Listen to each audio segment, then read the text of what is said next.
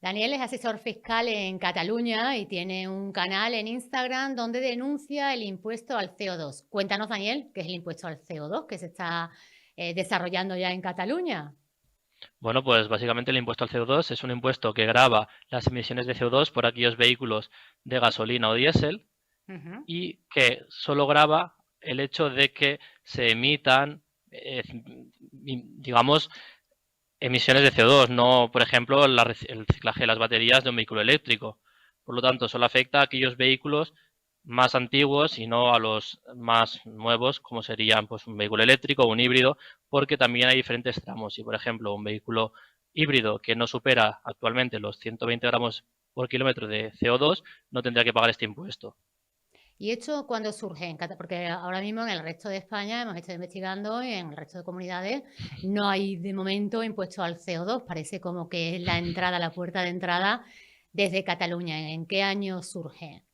Bueno, pues este impuesto surge en el 2017, es tramitado por el Parlamento de Cataluña y automáticamente el gobierno del PP en España lo recurre al Tribunal Constitucional, por lo que finalmente se acaba aceptando en el Tribunal Constitucional porque según el Tribunal Constitucional es un impuesto finalista y por lo tanto no hay doble imposición, aunque esto es algo discutible, pero según el Tribunal Constitucional no hay doble imposición y se supone que se tendría que haber aplicado en el año 2019. Debido a la pandemia se acaba posponiendo hasta el año 2021, por lo que en 2019 y 2020 no se aplica y desde 2021 hasta ahora pues lo estamos pagando y lo vamos a seguir pagando. Sí, pero tengo entendido, cuando te escucho, que aunque no se ha aplicado en años previos, sí que lo han sumado, con lo cual la factura al final la has pagado. ¿Cuánto has pagado este Sí, año sí, claro, o sea, con esa suma? 2021 nos lo enviaron el año pasado, en septiembre, porque el ejercicio fiscal es de enero a diciembre y se emite al año siguiente, por lo tanto se paga año vencido. En 2021 pagué 40 euros, que los pagué en Ujú. septiembre de 2022 y este septiembre de 2023 he vuelto a pagar otros 40 euros de 2022. ¿Qué va a pasar? Que de cara a este año y los siguientes se tiene previsto que la tarifa suba. Esto viene en relación a lo que he comentado antes de los gramos por kilómetro, gramos de CO2 por kilómetro. Inicialmente la tarifa era que hasta 95 gramos por kilómetro de CO2 emitido no se pagaba nada. Es decir, los coches menos contaminantes no pagaban nada. Pero los vehículos que superaban los 95 gramos por kilómetro de CO2 sí que empezaban ya a pagar este impuesto. Por el tema de la pandemia se pospuso y 2021-2022 se subió a 120, ¿vale?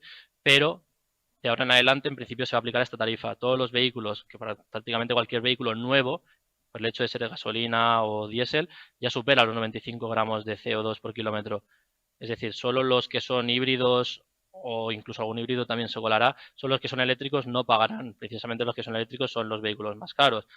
Entonces, ahí está el dilema. ¿Quién tiene la capacidad y el poder adquisitivo para comprarse un vehículo eléctrico?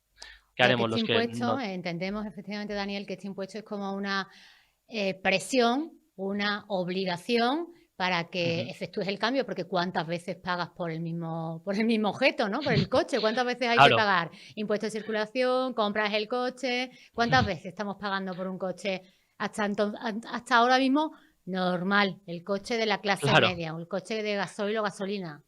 Sí, bueno, sin decir marcas, el típico coche que te trae y te lleva a los sitios, o sea, no es Exactamente. más. Bueno, hay que decir que estos se llaman impuestos piguvianos en economía, es decir, son impuestos que se supone que tienen una intención de reducir un comportamiento. Claro, ¿qué pasa? Que ya están los impuestos a la gasolina. La gasolina, como todos sabemos, tienen impuestos por un tubo, o sea, la mayoría, la mitad de la gasolina, del precio de la gasolina, son impuestos. Entonces, si a esto añadimos otro impuesto más que se supone que está hecho para reducir el consumo, al final tienes un coche solo para pagar, porque obviamente esto no vamos a cambiar un vehículo por pagar 40 euros, pero es un impuesto tras otro impuesto. Claro, Una pregunta que iba a hacerte, efectivamente, según parece, ahora ya que se ha formalizado el nuevo gobierno, hay economistas que están diciendo que en los presupuestos que han enviado a Bruselas hay 14 nuevos impuestos. ¿Tienes información en este sentido? sí, lo comenté. Sobre todo, más que nuevos impuestos, es eliminación de reducciones de impuestos que se redujeron por la pandemia y por las medidas que tomaron para, se supone que favorecer a las clases medias y bajas. pero esto obviamente pues en algún momento tenía que acabar, más que nada porque hay que cuadrar las cuentas. Durante la pandemia hasta ahora se ha permitido un déficit fiscal muy elevado, que para nada va en línea con los límites que marca Bruselas, que es del 3%, para tener un déficit, digamos, sostenible. ¿Y qué pasa? Pues que en vez de recortar por otro sitio, pues se elige recortar por aquellas medidas que favorecían a la mayoría de la población. Al final, muchas de estas medidas son, por ejemplo, la reducción del impuesto a las compañías eléctricas en la generación la generación y producción de electricidad, el IVA en productos básicos.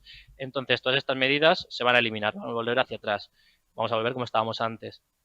Por otra parte, pues sí que hay nuevos impuestos que se van a crear o ya se han creado, como sería en el caso del impuesto al plástico, el impuesto a las grandes fortunas, el impuesto a la banca, el impuesto a las eléctricas. Claro, todo esto va a perpetrarse, es decir, se aplicaron estos impuestos para corregir el déficit que hubo durante la pandemia y ahora se van a perpetrar a la vez que se eliminan los impuestos que favorecían a la mayoría de la población. Entonces, vamos en una dirección muy clara, que es aumentar la presión fiscal sin que haya una recompensa a cambio. ¿Por qué? Porque todo lo que se recauda durante la pandemia sí que es cierto que se pudo reinvertir en la sociedad porque era un momento muy duro, pero de ahora en adelante vamos a ver dónde se reinvierte este dinero que se va a recaudar. Es algo complicado.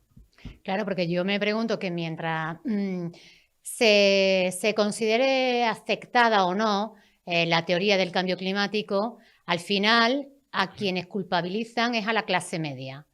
Nosotros estamos Claro. En el centro de mira para pagar nuevos impuestos por vivir, por respirar, por utilizar el coche, por ir a la tienda, por desplazarte. Y sin embargo estamos viendo cómo desde la Unión Europea pues llegan subvenciones para las grandes empresas.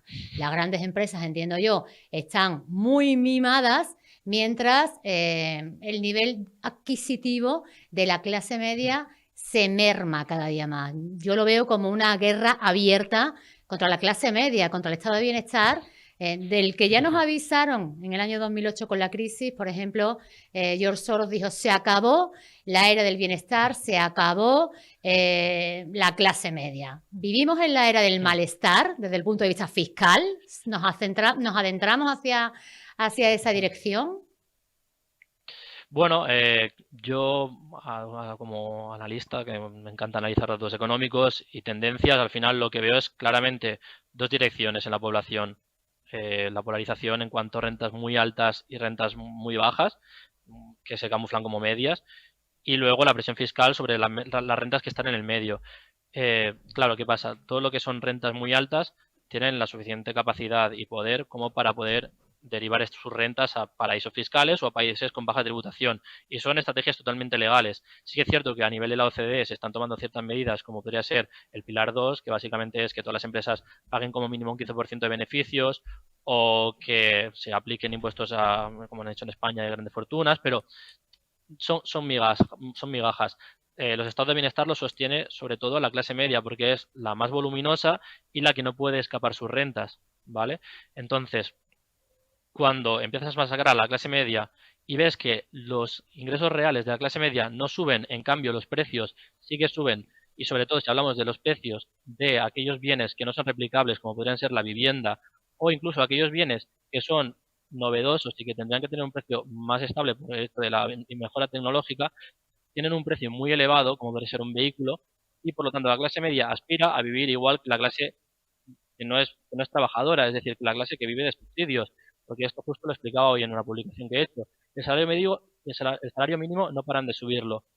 De hecho, ya está alcanzando casi el salario modal y el salario mediano de España, es decir, el salario mínimo ahora actualmente está a 15.120 euros, mientras que el salario modal está a unos 18.000 y el salario mediano está a unos 22.000, 21.000, 22.000, dependiendo del año que miremos.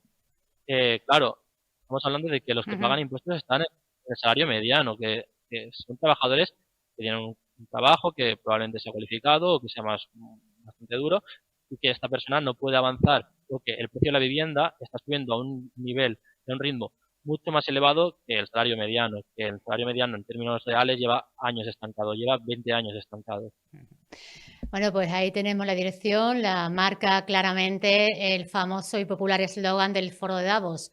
No tendrás nada y serás feliz. Yo creo que tenemos que estar muy informados y que ahora es un momento para la rebeldía, precisamente de la clase media, que es la que está marcada con una X en esa hoja de ruta, vienen a por nosotros, vienen a robárnoslo todo, pero eso sí, seremos muy felices. Muchas gracias, Daniel. Contactaremos contigo para que nos vayas contando novedades. Un abrazo. Que vaya muy bien la tarde. Chao. Igual.